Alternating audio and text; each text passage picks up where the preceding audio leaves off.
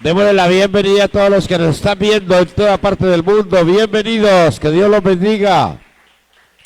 ¿Listos para escuchar la palabra de Dios? Amén. Bueno, hoy vamos a hablar de muchas cosas que están en la Escritura y de muchas cosas que están ligadas con nuestra vida.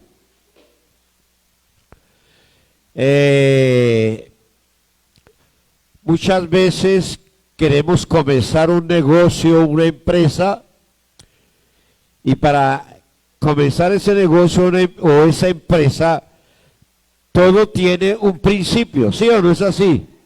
No es que usted llegó, voy a montar, abrió y montó, no, tiene un principio, el cómo monto la empresa, el cómo monto el negocio, el cómo abro, todo tiene unas reglas.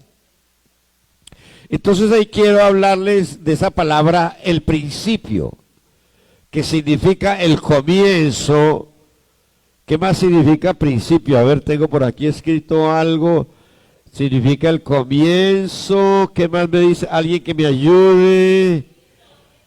El inicio, muy bien. El principio, el comienzo, el inicio. Empezar como alguien que quiere comenzar un matrimonio. ¿Cuántos quieren empezar un matrimonio? Yo solo, yo ya lo tengo. Yo digo, ¿cuántos quieren empezar? ¿Me entiende? Quieren comenzar un matrimonio. Y qué bonito cuando se quiere empezar un matrimonio. Como he dialogado con ciertos jóvenes y dice, qué bueno cuando uno encuentra la pareja perfecta. La pareja que le gusta lo que a uno le gusta.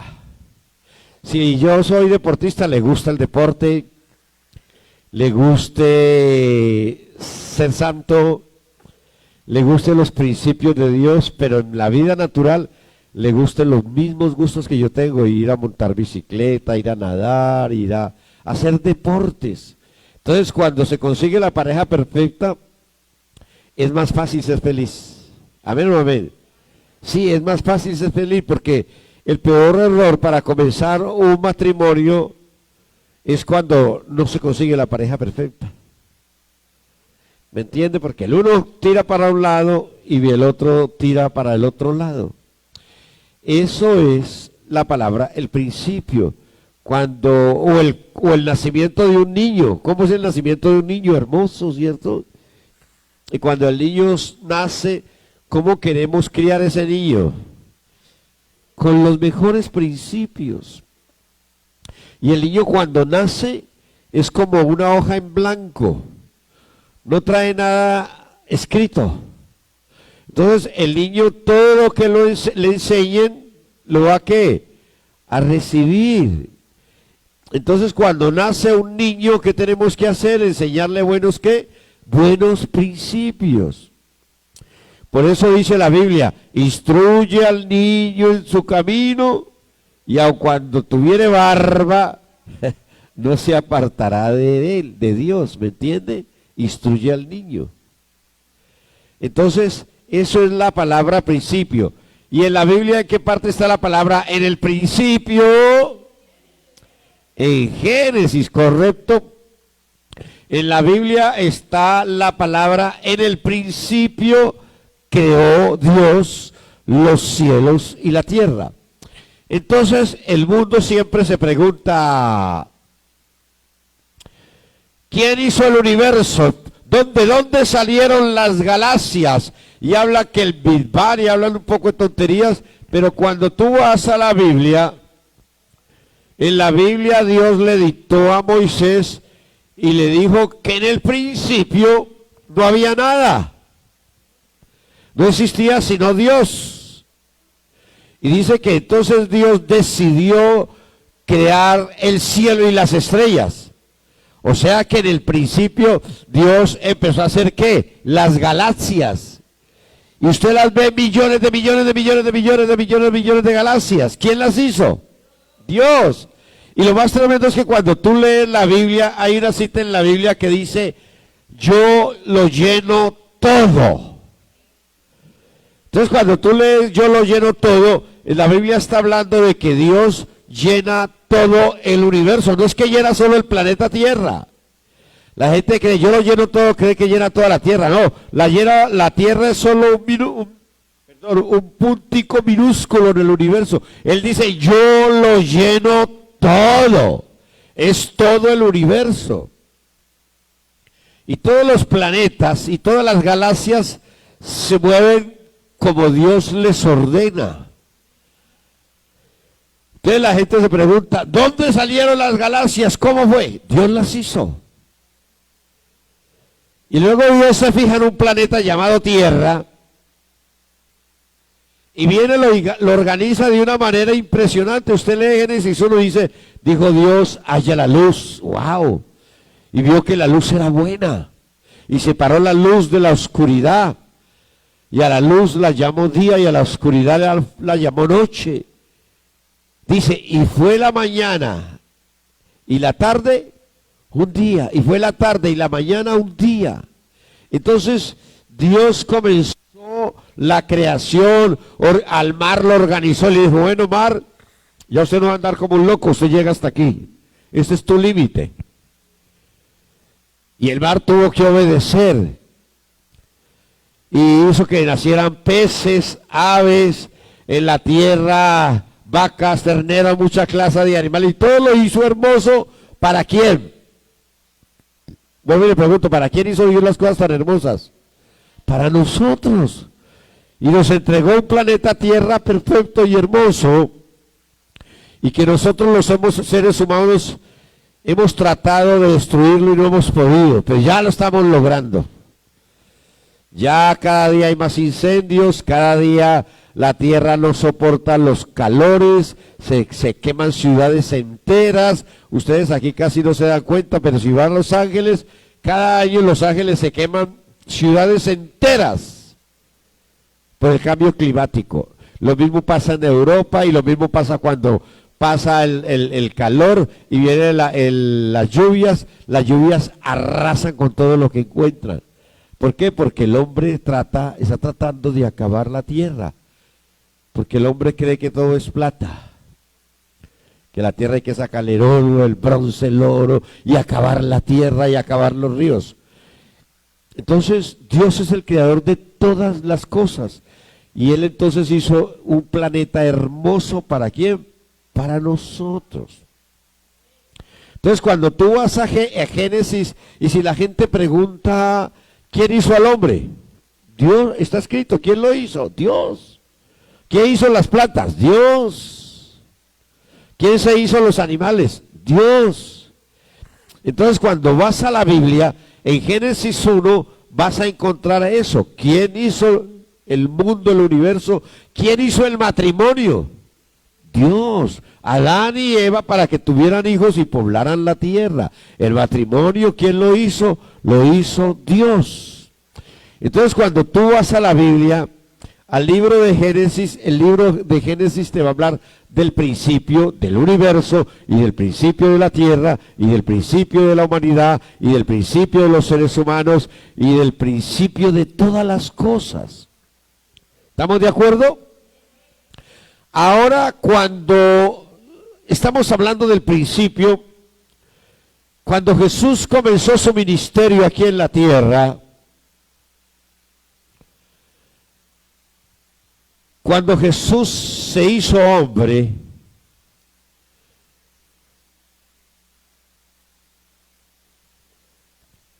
¿cuántos saben que Jesús no era hombre? ¿Amén o no amén? Jesús, cuando usted va al libro de Juan, vamos al libro de Juan capítulo 1, Juan capítulo 1 versículo 1, dice muy claro, en el principio era el verbo, y el verbo era con Dios, y el verbo era Dios. Vamos a cambiar la palabra verbo por verbo por palabra. Ahora, en el principio era la palabra, y la palabra era con Dios, y la palabra era Dios. Ahora vamos a cambiar la frase, la palabra, por Jesús, ¿ok? En el principio era Jesús, y Jesús era con Dios, y Jesús era Dios, ¿correcto? Es para que usted entienda, en el principio, aquí hay algo que usted debe tener en cuenta. Jesús tuvo 12 discípulos, 12 apóstoles. Y lo tremendo es que esos 12 tuvieron una base de 4 que eran pescadores. 4 de ellos eran pescadores. Entre esos pescadores estaba Juan y su hermano Jacobo. Los otros 2 pescadores eran Pedro y su hermano Santiago. O sea que Jesús escoge 12 hombres para hacer su ministerio, y entre esos 12 habían 4 que eran pescadores. Otro era un guerrillero,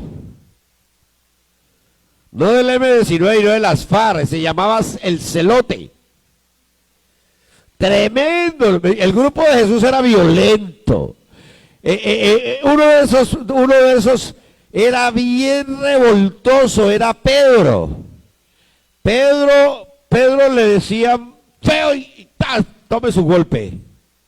Era bien violento es Pedro. Y los 2 hermanos, el que le estoy hablando, Juan y Jacobo, cuando empezaron a trabajar con Jesús, una le dijeron a Jesús, ¿sabe qué, Jesús? Vamos a orar para que caiga fuego del cielo y acabe con todos los samaritanos. Y Jesús se rió de ellos y ese día les dijo, ¿sabe cómo los voy a seguir llamando? ¿Cómo así, Jesús? Sí. Y todo ese Juan, todo arrebatado, le dijo, los hijos del trueno. Y ellos se rieron. Uy, ¿cómo así? Dijo, sí, ustedes son los hijos del trueno, están locos. Entonces Jesús escoge 12, pero era un grupo impresionante. El otro de ellos era lo que más odiaba al pueblo judío. Era un republicano. Republicano era un judío que había traicionado a su pueblo, se había hecho romano para cobrar los impuestos a los judíos para Roma. Entonces, claro, Mateo era el mejor cobrador de impuestos que tenía Roma, allá en ese distrito donde era un muelle de barcos y lanchas y pescadores. Y Mateo era un experto, entonces Mateo cogía la libretica cada rato y escribía, Pedro, Pedro, tiene una casa en la calle de la Bajita, tiene 2 barcas y pesca tanto, ese paga tanto de impuestos. Juan, Juan, hijo de Zebedeo, tienen una casa en tal parte, tienen no botes sino un barco. Y tienen tanto marido, tanto de impuestos. Y así, ¿me entiende? Martica tiene una casa en tal parte y sabía dónde era la casa para irle a cobrar, ¿qué? Los impuestos. Entonces Mateo era un experto para escribir y sabía dónde ir a cobrar los impuestos. Pero como era el que había traicionado a su nación, no le era permitido entrar a la sinagoga. Cuando Mateo llegaba a la sinagoga, ¿qué hacían toda la gente de la iglesia? Fuera, traicionero, republicano, y lo echaban. Y si iba a ir al templo, tampoco lo dejaban entrar al templo. Entonces un republicano quedaba fuera de los caminos de Dios porque todo el mundo lo rechazaba por ser un traicionero. Y ese republicano era amigo ¿de quién? De Jesús. Pertenecía a los 12 de Jesús. Es increíble. Tenía un grupo tan loco. Ahora yo le hago una pregunta. Usted estaba en su casa. Correcto, estaba en su casa un sábado, cuando le avisaba que tocaban, llegó Jesús a visitarte. ¿Cómo se sentía usted? ¿Cómo se sentirían? Felices, ¿cierto? Y resulta que usted en su casa eran 4 personas y usted había matado una gallinita y había hecho sancocho para ¿cuántos?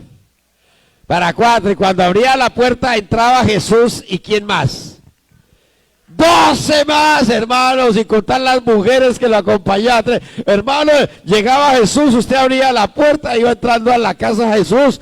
Pucha, aquí no cabían 12, 13, 15 personas. Y usted pensando en el sancochito de gallina. Y se sentaba Jesús a almorzar con los 12. Y usted tenía que hacer milagros con el sancochito y repartirle a los 12 y a Jesús. ¿Y su familia qué? Llanga, porque no alcanzaba. Entonces, yo quiero que entienda, es que nosotros leemos y todo se ve bonito, todo parece chévere. Pero usted imagínese, donde iba Jesús, iba con 12 o 15 personas más. Eso era una locura, eso no es normal. ¿Me entiende? Y entre esos 12 seguidores, como les digo, había toda la clase de gente. Había uno que marcaba la diferencia. O dos. Uno, Judas Iscariote, que dice la Biblia que él era ¿qué? Diga conmigo, ladrón. ¿Era qué? Yo te hago una pregunta. Si tú en tu negocio tienes un grupo para que te ayude, ¿a quién vas a colocar que maneje el billete? Pero ¿a quién puso Jesús? Al ladrón, ¿me entiendes? Es para que entiendas cómo Dios es perfecto y cómo Dios es sabio. Tenía un ladrón. Cuando se sentaban a comer, había el otro que siempre se sentaba al pie de Jesús. Y no solo se sentaba, sino que le colocaba la mano encima y se recostaba en su hombro. ¿Quién era ese? Juan, el apóstol Juan. Dicen que era el discípulo amado. Ese Juan, donde Jesús iba, allá iba. Juan conoció a Jesús porque Juan era discípulo de Juan el Bautista junto con Andrés. Y él andaba con Juan el Bautista. Juan el Bautista lo tenían por un loco, porque Juan el Bautista no comía lo que usted y yo comimos. No. Juan el Bautista vivía en el desierto. ¿Y de qué se alimentaba? Cogía unas langostas que se podían comer y las cazaba y comía langostas. ¿Y qué tomaba? Miel silvestre del campo, miel. No compraba ropa como aquí el amigo que no. Él cogió por allá de un cordero y secó la piel y se hizo un traje de piel y vestía su traje de piel. Él no vivía en la ciudad, él vivía en el desierto. Y tenía un amor para predicar. Empezaba a predicar y venían de Siria, de Judea, de Samaria, de Nazaret, y venían los escribas, los fariseos y los republicanos, y eso se llenaba ese desierto donde estaba el río Jordán para él bautizarlos para perdón de pecado, y comenzaba con unas palabras amorosas. Generación de víboras, ¿quién te enseñó a no trasnocharte fuera de tu casa? ¿Cómo así, pastor? Sí, así predicaba Juan el Bautista. Generación de víboras. Y los republicanos le decían, ¿qué hago, Juan? Y cobra lo justo. Bueno, Señor. Y los soldados decían, ¿y qué hacemos? Le decían, ¿y ustedes? Actúen bien, no se vendan. No vendan la verdad. ¡Wow! Y todo el mundo escuchaba hablar a Juan Bautista y temblaban. Ese no era que llegó 25,000 personas. ¡Uy, qué bendición! Hijos míos, que el Señor los bendiga. serán prosperados y bendecidos. No. ¿Generación de qué? Y lo curioso, así dice el mundo, ¿no? El que anda entre la miel. Y resulta que Jesús, cuando ya tenía como 20,000, un ministerio poderoso, le dio por predicar como Juan el Bautista. Sí, le dio. Y llegaron los fariseos, escribas, y lo primero que le dice Jesús, Mateo 24, le dice, y ustedes, generación de víboras, ustedes que por fuera se ven bonitos, limpios, bien vestidos, pero son como las tumbas, por dentro son puros huesos de muertos. Ustedes que no dejan entrar a la gente al reino, ni entran ustedes ni dejan entrar a nadie. Por eso las prostitutas y los republicanos van delante de ustedes al reino de los cielos. ¿Me está entendiendo? Entonces, ese es Jesús, y esos eran los 12 que él escogió. Y lo tremendo que de esos 12 que él escogió, el único, escúcheme bien, el único que sobrevivió hasta casi 100 años de edad fue el apóstol Juan. El primero en morir fue Jacobo. Herodes lo mató. Y es donde ellos empiezan a huir. Y Juan una vez, Herodes le logró echar mano, le logró echar el guante. Y Herodes se rió y lo llevaron al circo. Pero Herodes dijo, no, este no va a morir como los demás, va a morir a mi estilo. Hizo poner en el centro del circo romano una olla de aceite hirviendo. Le echaron un pedazo de cordero y ¿cómo cree que quedó ese pedazo? Se desapareció. Aceite hirviendo, y cogieron al apóstol Juan y lo tiraron ¿dónde? En la olla de aceite hirviendo, y Juan cayó adentro y tal, se sacudió, se arregló el pelo. Herodes, ¿cómo vas? El aceite no lo pudo matar, tal cual como los amigos de Daniel, el fuego no lo tocó. Y Herodes se hervía de rabia. Y había una isla que se llama la isla de Patmos, e hizo llevar a Juan a esa isla desierta para que muriera solo. ¿Y qué pasó en la isla de Patmos? Juan estaba solo en la isla de Patmos. Escúcheme bien. Después que habían muerto todo Pedro, todos murieron, el único que estaba vivo era Juan. Y hacía como 54 o 55 años que Jesús ya se había ido. No existía sino el apóstol Juan solo en la isla de Patmos. Y ahora Apocalipsis, capítulo 1, un momentico por favor. Apocalipsis capítulo 1, versículo 9. Mira lo que dice: yo Juan, vuestro hermano y copartícipe vuestro en las tribulaciones, en el reino y en la paciencia de Jesucristo, estaba en la isla llamada Patmos por causa de la palabra de Dios y el testimonio de Jesucristo. Yo estaba ¿en qué? En el Espíritu. No estaba en el centro comercial. No estaba en el gimnasio, no tengo nada contra eso. Pero quiero decirle, ¿él estaba en qué?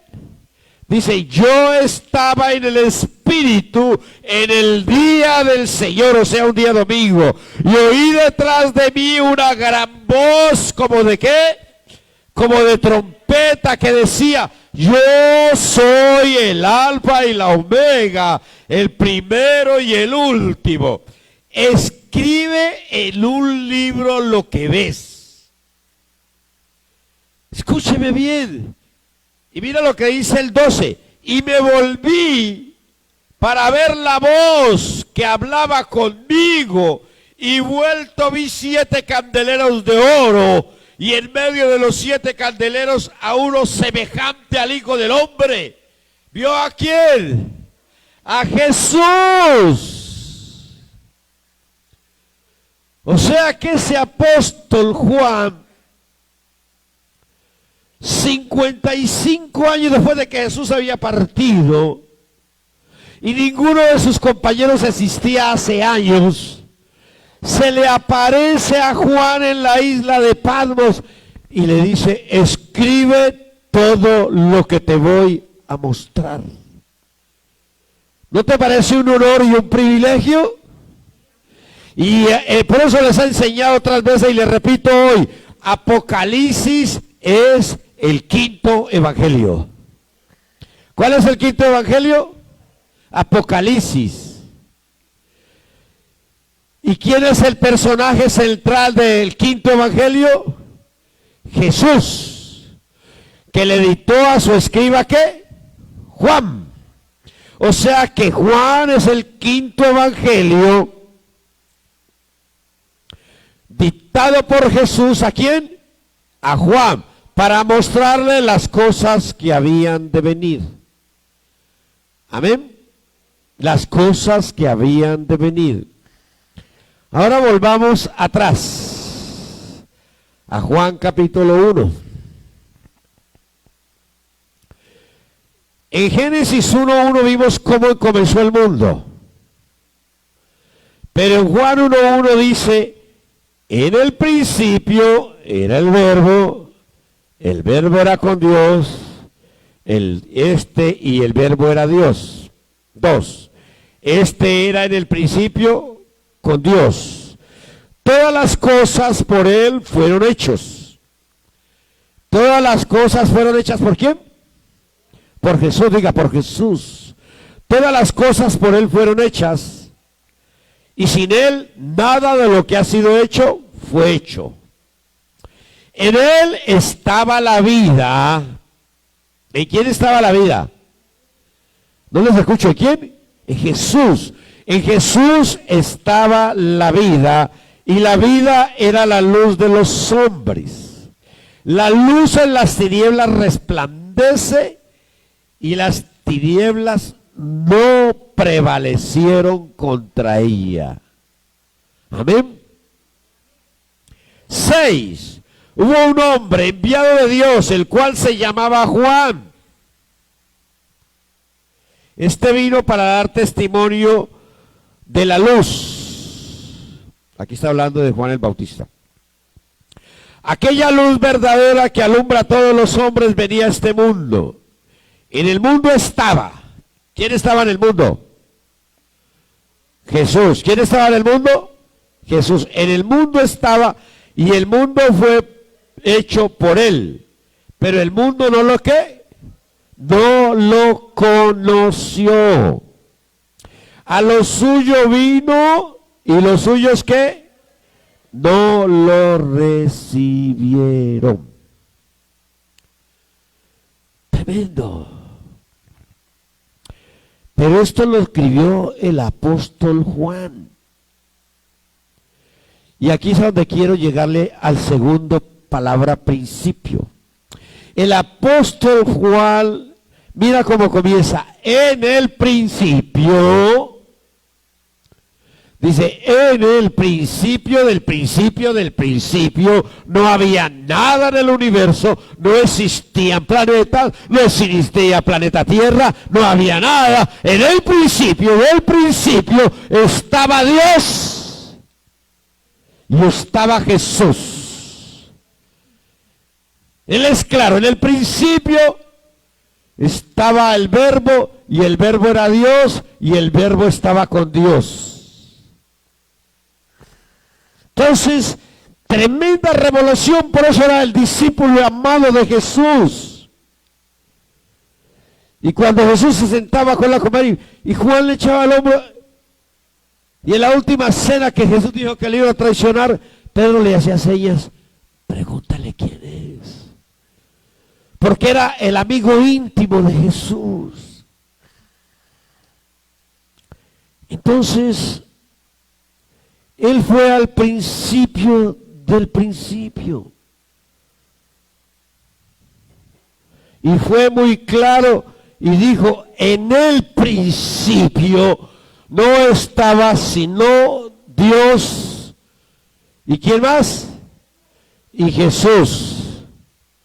No estaba sino Dios y Jesús. No había nadie más. ¿Ok? En el principio estaba solo Dios y estaba solo Jesús. No había nadie más. ¿Y a dónde quiero llegar con esto? Y Jesús basó su ministerio en 12 hombres, de los cuales 4 eran pescadores. 4 eran pescadores.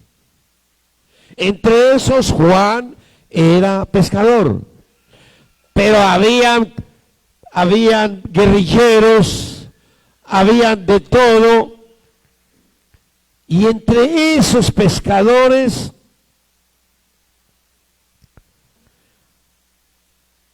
Dios llamó a alguien que nadie esperaba que lo llamara. Llamó al cobrador de impuestos.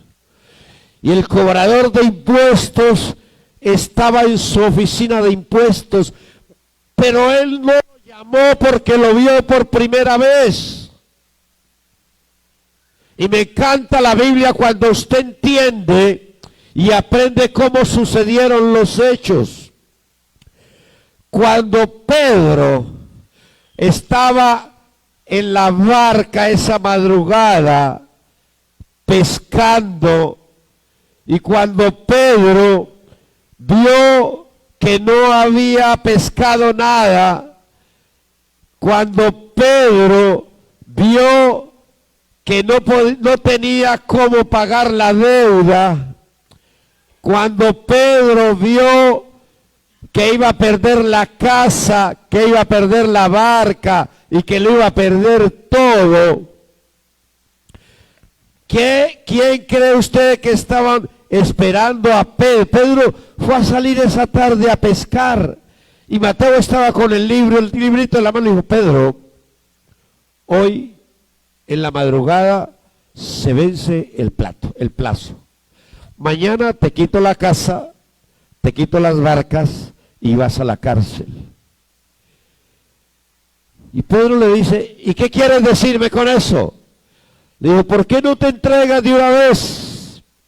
Entrégame todo. Dijo, no, dijo Pedro, voy a hacer lo que yo sé hacer, me voy a pescar. Y Mateo le dijo, pierdes el tiempo, por más que pesques, nunca podrás pagar la deuda. Y Pedro salió a pescar, y me escucharon en estos días esa prédica, y pescó toda la noche. ¿Y cuánto pescó? Nada. Diga conmigo, en mis fuerzas nada funciona. ¿Sabe qué funciona en nuestras fuerzas? Nada. Y todo lo que logres hacer en tus fuerzas, un día se caerá y se acabará. Jesús es muy claro, la Biblia dice, separados de mí, puedes hacer cosas, sí, pero se perderán. Y Pedro salió a pescar. Cuando llegó a la madrugada, 6 de la mañana, con sus otros amigos en la otra barca, ¿cómo llegó a la orilla Pedro? Amargado, triste y derrotado. Diga conmigo, amargado, triste y derrotado. Pedro solo pensaba, ¿qué voy a hacer con mi esposa? Hoy nos quitan la casa, hoy nos quitan los 2 botes y posiblemente voy a la cárcel. Pedro no tenía un plan B ni tenía esperanza. Y cuando Pedro está llegando a la orilla y ve esa multitud, Pedro pensó que era Mateo con los soldados esperándolo. Y era Jesús predicando. Y Jesús le dice a Pedro que le preste la barca. Jesús se sube y se aleja de la barca para poderle predicar a la multitud. Y luego que termina de predicarle a la multitud, le dice a la multitud, vayan en paz que tengo que hablar con mi amigo Pedro. Y se va y se dirige a Pedro. Le dice, Pedro, echa las redes. ¿Ya me escucharon esto? ¿Y Pedro qué le dijo? En su mente, serás buen predicador, sabrás sanar enfermos, sabrás muchas cosas, pero no sabe, pensaba Pedro, no sabes nada de pesca. Se pesca de noche, se pesca mar adentro, no se pesca acá cerca a la orilla. Pero Jesús se reía mirando a Pedro. Y Pedro miraba a Jesús y Jesús, ¿y entonces qué, Pedro? Pedro dijo, bueno, por tu palabra echaré la red. Y tira la red y ya saben el resto. No podían sacarla de tantos peces, tuvieron que llamar a sus compañeros para sacarla porque se rompía y los peces mismos saltaban a la barca y llenaron las 2 barcas. Y Pedro pudo pagar la deuda de la casa, de los botes y le quedó para vivir mucho tiempo. Con Jesús todo es bendición. Vamos, repítalo, con Jesús todo es bendición.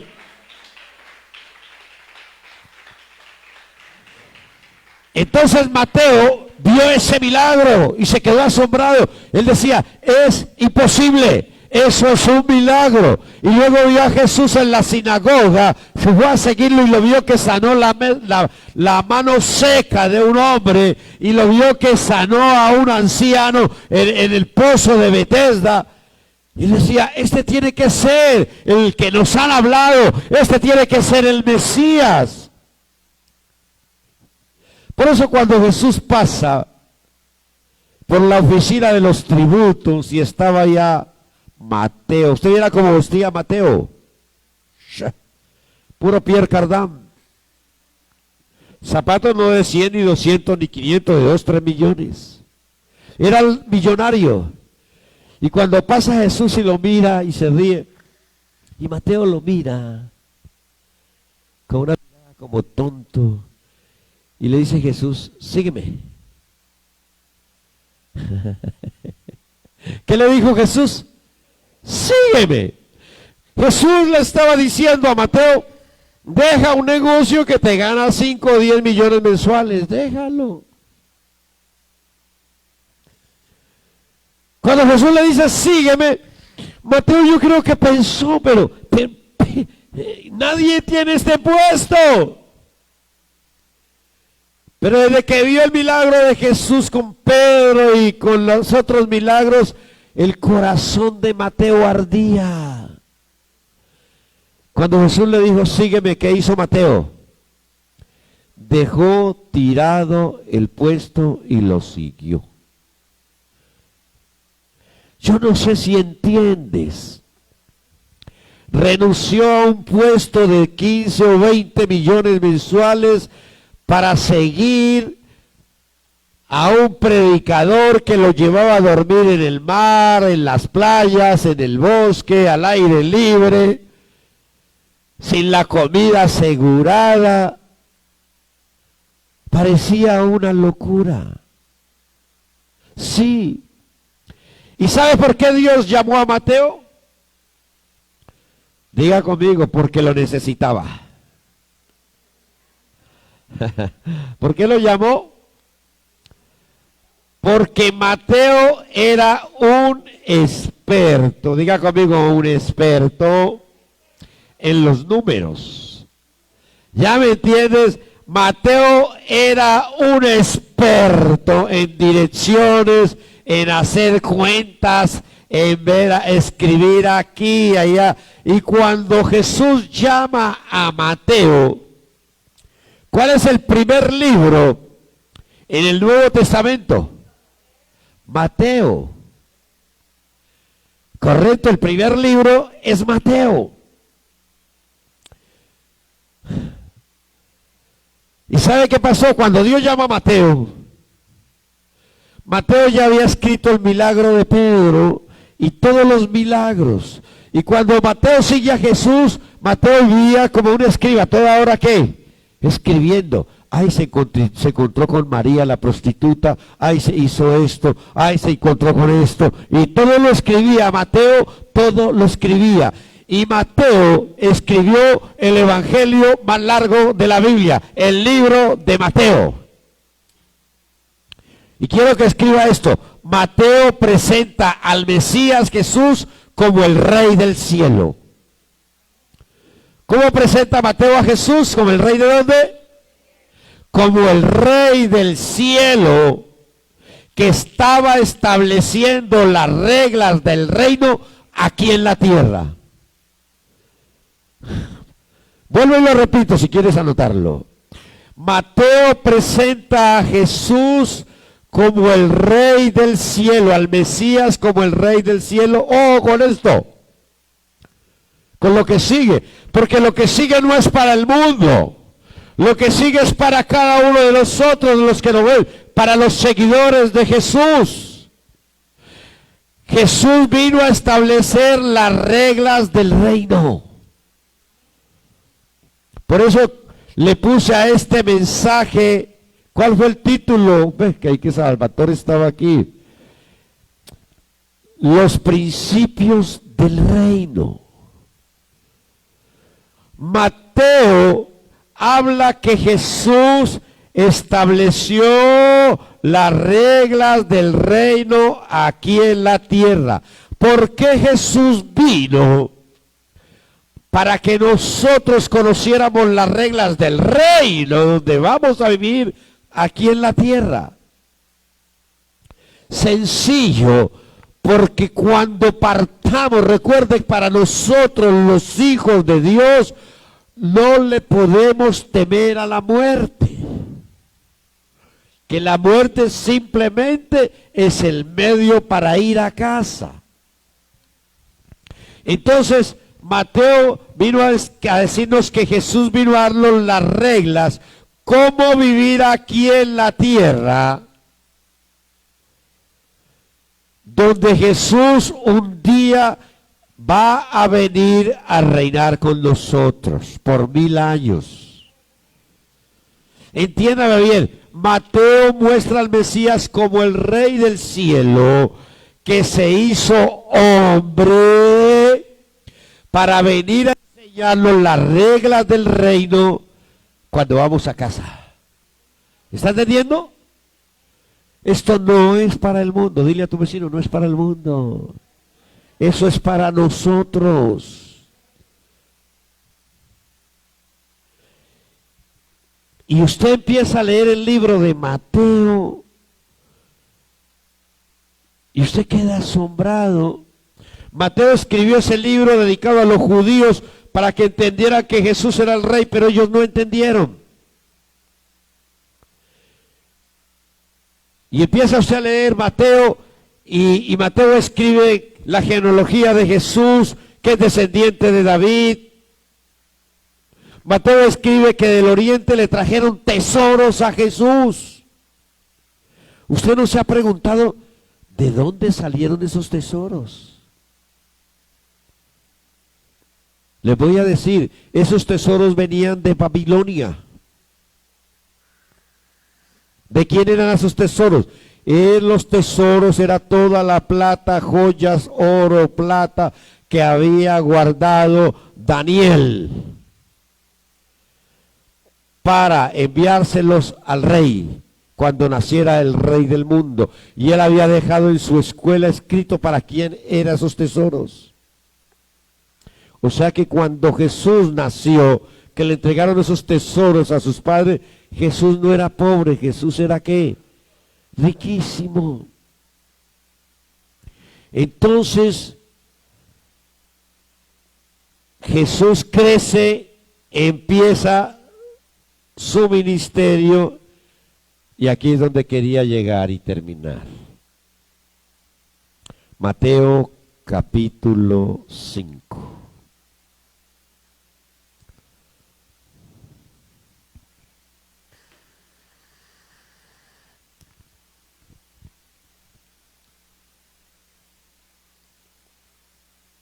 Yo no sé si ustedes, algunos de ustedes hayan tenido el privilegio de un encuentro con Jesús. Pero les quiero decir algo. Tener un encuentro con Jesús es algo que no tiene precio. Cuando yo tuve ese encuentro con Jesús, no podía narrarlo ni explicarlo qué me pasaba. Hasta esta semana que estuvieron unos predicadores de Estados Unidos trabajando aquí en Cali, predicando el evangelio en las calles, y me contaban el testimonio, ¿no?, de un hombre. Lo curioso de la pregunta de ese hombre, porque era la pregunta que yo tenía. El hombre le hizo la pregunta a los americanos: ¿qué pasa si yo me muero hoy? ¿Qué pregunta? ¿Qué pasa si yo me muero hoy? Una pregunta perfecta para ganarse a ese hombre para Jesús. Y a ese hombre le predican el evangelio de Jesucristo, le explica que Jesús lo ama, le explica que Jesús dio la vida por él, y ese hombre empieza a llorar, a llorar, a llorar, a llorar, a llorar. Y ellos le están hablando y ese hombre grita y dice: espere, espere, no entiendo quiénes son ustedes, porque no puedo parar de llorar. Pero por dentro estoy alegre, estoy gozoso. ¿Qué pasa? Ese hombre se encontró con Jesús esa mañana. Encontrarte con Jesús es una locura.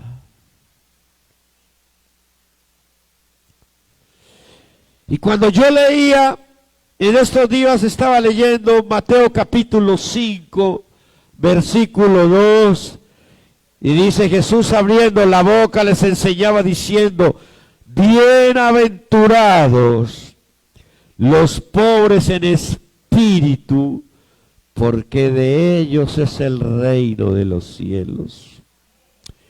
Y sigo leyendo las bienaventuranzas y yo lloraba, como cuando lo conocí. Bienaventurados los que lloran, porque ellos recibirán consolación. Bienaventurados los mansos, porque ellos recibirán la tierra por heredad.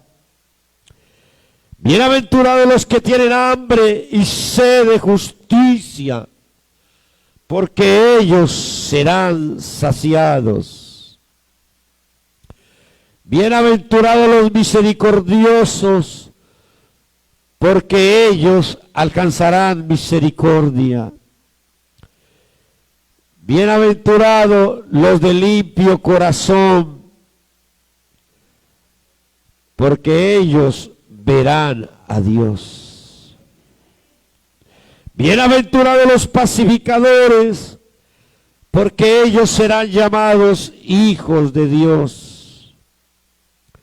11. Bienaventurados sois cuando por mi causa os vituperen y os persigan y digan toda clase de mal contra vosotros mintiendo. Gozaos y alegraos, porque vuestro galardón es grande en los cielos, porque así persiguieron a los profetas que fueron antes de vosotros. Y yo te digo, pide Pídele a Dios que puedas tener un encuentro con Jesús. Llorar en la presencia de Dios no tiene precio. Es algo inenarrable. Bienaventurados los pobres de espíritu. ¿Sabe quiénes son los pobres de espíritu? Son aquellos que pueden tener todo el oro del mundo. Pueden tenerlo todo en la vida, pero sienten vacío su corazón y su alma. Porque saben que necesitan de Dios. Porque no saben cómo llenarse de Dios. Saulo de Tarso, el gran Pablo, rico millonario. ¿Y qué decía? Pobre de mí, ¿quién me librará de este cuerpo de muerte? Y cuando se encontró con Jesús, ¿qué dijo él? A mí se me apareció como al último, como un abortivo se apareció a mí, al primero de los pecadores. Eso es un pobre de espíritu, alguien que tiene hambre y sed de Dios. Alguien que nunca está completo. Alguien que entiende que no solo lo que el mundo ofrece es lo más importante son los principios del reino, donde un día iremos todos los que están aquí. Un amén, qué bendición. Yo hubiera gritado, hubiera saltado. Bienaventurados los que lloran. Bienaventurados los que lloran porque no hay respuestas. Bienaventurados los que lloran porque no ven una salida. Bienaventurados porque ellos recibirán consolación. Dios te dará la respuesta. Dile a tu vecino, Dios te dará la respuesta. No llores más. Dios te dará la respuesta.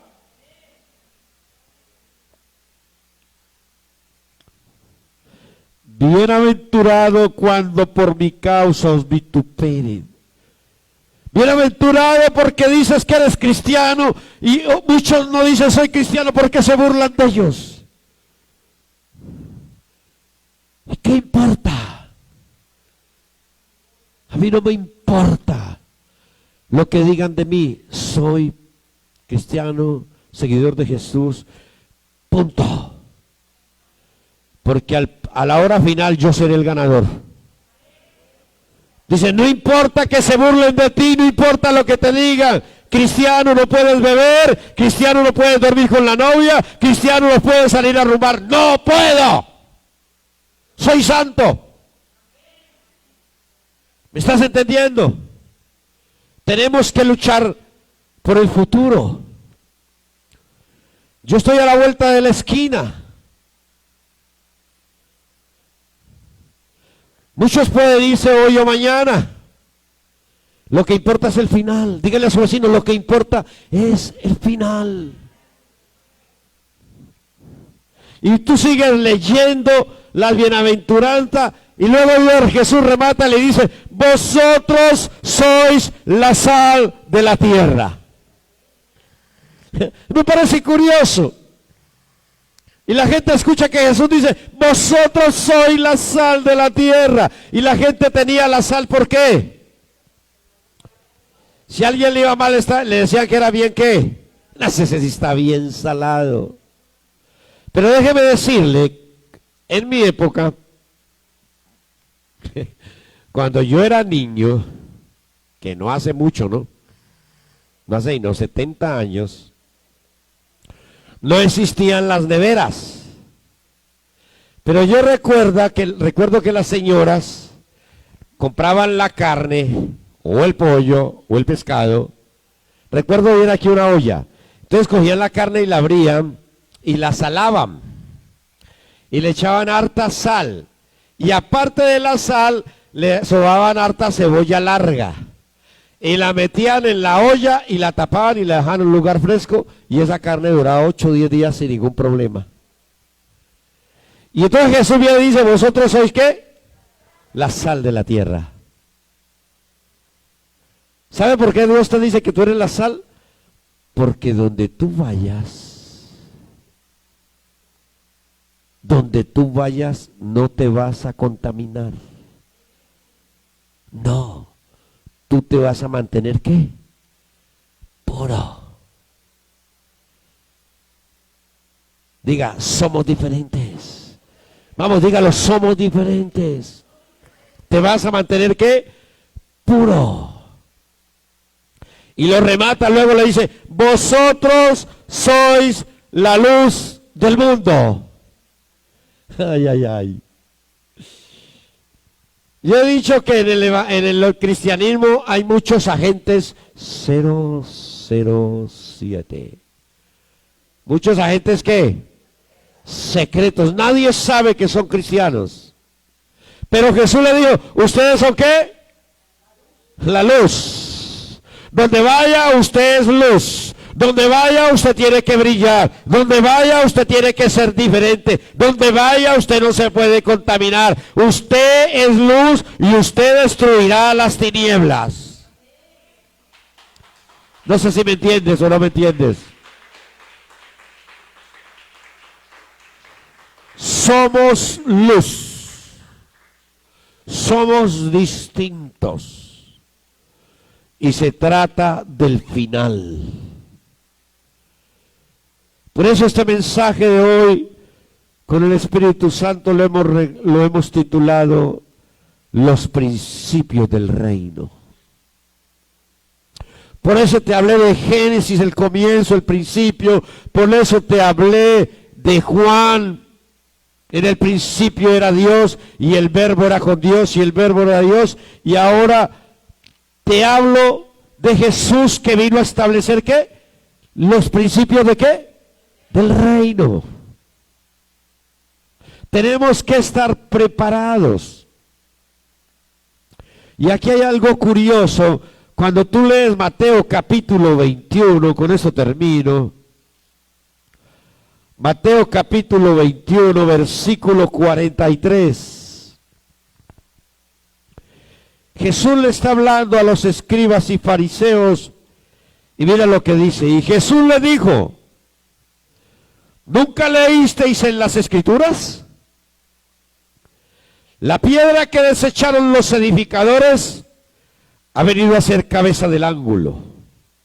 El Señor ha hecho esto y es cosa maravillosa a nuestros ojos. 43. Por tanto os digo que el reino de Dios será ¿qué? No escucho, será ¿qué? Quitado de vosotros y será dado a gente que produzca los frutos de él.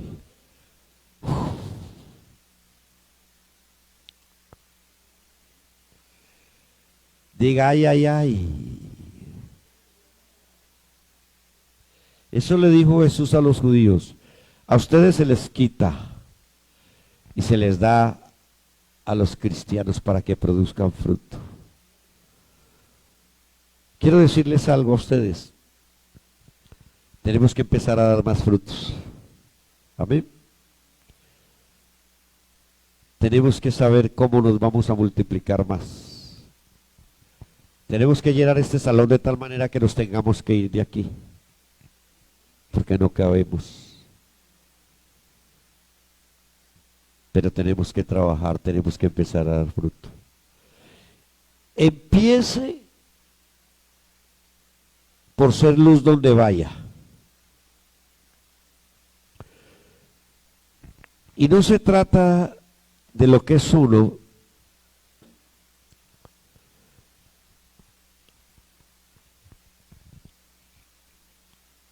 pero mi hijo menor, donde quiera que va, tiene una cualidad.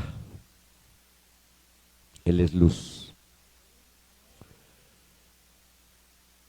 Él no le da miedo decir quién es, ni a quién le sirve. No le da miedo.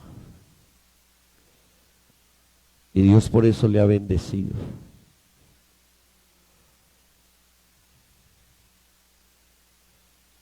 Donde quiera que usted vaya, sea luz.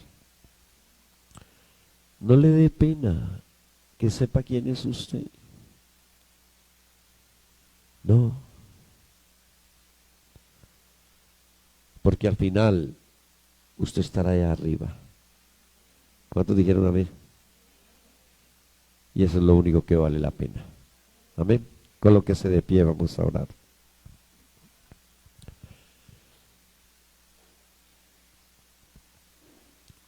Padre, te damos gracias por esta palabra, Señor. Espíritu Santo, nos hablaste del principio en Génesis, cómo hiciste el universo, el mundo y todas las cosas. Nos hablaste en el libro de Juan de que en el principio eras el Verbo y el Verbo eras con Dios. Y ahora nos hablaste en Mateo los principios del reino, Señor. Viniste a establecer los principios para nosotros. Y yo sé que aquí pueden haber jóvenes y nos pueden estar viendo jóvenes, Señor. Pero quizás algunos viajen o viajemos hoy, mañana o pasado mañana, no sé, Señor. Y lo que vale es el final. No es el comienzo, no sirve. No es lo que hagamos en la mitad, no nos sirve, lo que sirve es el final, Señor. Eso es lo que sirve. Señor, que cuando tú vengas, nos halles aptos para ir a casa, Señor. Perdónanos lo torpe que hemos sido, Señor, cuando te negamos. Porque olvidamos que el libro de Juan dice, si alguno me negare delante de los hombres, yo le negaré delante de mi Padre que está en los cielos. Perdónanos si hemos olvidado de que somos luz y no tinieblas, que somos sal, sazonados con la sal del Evangelio y la sangre de Cristo, y no podemos corrompernos como el mundo, Señor.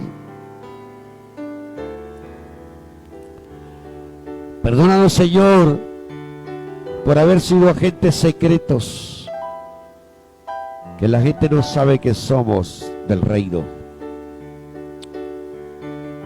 Perdónanos, Señor. Quiero pedirte, Señor Jehová de los ejércitos, el único Dios, el único Rey, el único Creador, el único que nunca pierde, el único que siempre gana, el único que no tiene principio ni fin, el único que conoce el fin desde el principio, el único que puede cambiar mi historia. Quiero pedirte que nos regales un encuentro contigo, Señor. No solo a los que están, sino a los que nos ven, Señor. Regálanos un encuentro que nos parta la vida y el alma, Señor. Un encuentro contigo no tiene precio, Señor. Y yo quiero decirte, tenemos hambre y sed de ti. Tenemos hambre de tu presencia. Hambre de tu Espíritu Santo. Hambre de tu fuego, Señor. Hambre de ser quebrantados hasta los tuétanos, Señor. Estamos cansados de jugar a ser cristianos. Queremos ser cristianos. Padre, te doy gracias por esta palabra, Señor. Bendigo a todos los que nos ven, Señor. Yo sé que tú le has respondido a cada uno de ellos, Señor. Allá en España, allá en Alemania, allá en Estados Unidos, en cualquier parte del mundo, tú les has respondido a cada uno de ellos, Señor. A ustedes que nos ven, que Dios los bendiga. Que Dios alce su rostro sobre ustedes. Que Dios ponga en ustedes paz. Que Dios tenga en ustedes misericordia. Y que Dios abra las puertas que están cerradas. Que la bendición del Padre, del Hijo y del Espíritu Santo los persiga y lo alcance en el nombre de Cristo Jesús. Amén y amén.